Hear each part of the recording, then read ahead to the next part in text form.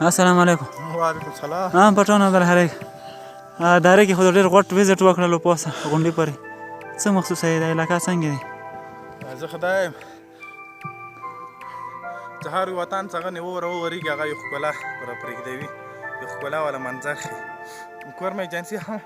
هغو علاقو کې دی چې چېرته لوړ لوړ غرونه لري او لوړ غرونو سره سره دلته شنه شنه جنګلونه لري چې دې سره علاقه یې لا هم خوند لري. ډېر زیات خلک دلته سیر کوونکو لپاره زړه غواړي چې راشي خو صرف خبره ده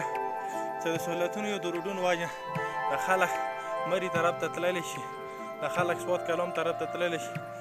خو که اپر کورم دی یا لوور یا سنټرل کورم دلته چې کوم ښایسته ښایسته ځایونه وخته نه شي د هغه سره وجه ده چې دلته سړکونو یا د هوټلونو ډېره کمزوري ده. زه نن دلته راغلی یم زه بلکل داسې محسوسوم که زه مري کلام یا ماته سوات کې ګرځم هغه وجه ده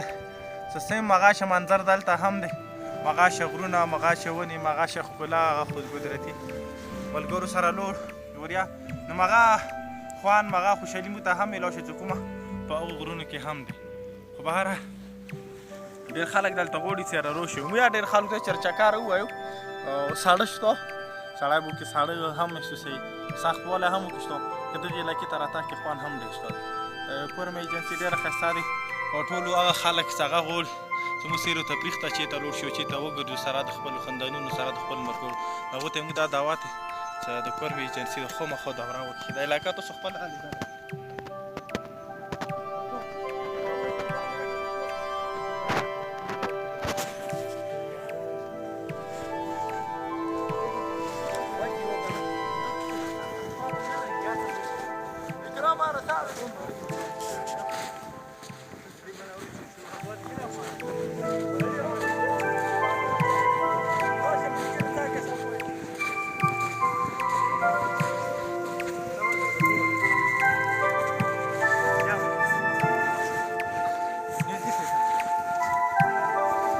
تاسو لیدلی شو دلته پوټ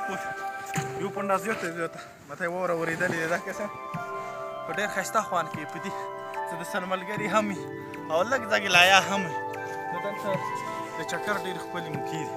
خو موږ د هغو سره زموږ علاقې کوم افسران دي هغه د هم وکړي چې خپله توجه خپل مزل او خپل لږ ټایم د علاقې سیر و تفریح ته ورکړي که چېرې افسر په دفتر کې ناست وي د هغې علاقې ښکلا هېڅ کله دنیا ته نه شي ښلی خو که چېرې یو افسر د علاقې دوره وکړي مینې یو سینیټر یو کوم ډي سي دی یو ای سي دی هغه د علاقې دوره وکړي ځین کېدای شي هغه ته د ټوریزم دپاره ډېر پوینټونه میلاو شي په علاقې کې چې هغه ته به معلومه شي سره کوم ځای کې هوټل جوړول پکار دی کوم ځای کې ګیسټ هاوس جوړول پکار دی دا ټول زموږ ملګري چې کوم کیمرا نیولې هغه هم ډېر